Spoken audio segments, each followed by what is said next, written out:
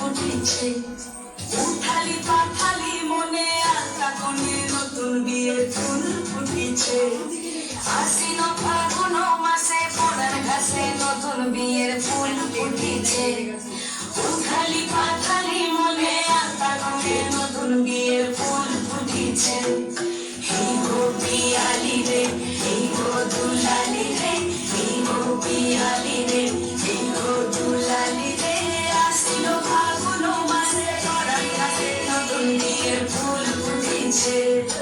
উঠালি পাঠালি মনে আলতা কোণে নতুন বিয়ের ফুল ফুটেছে।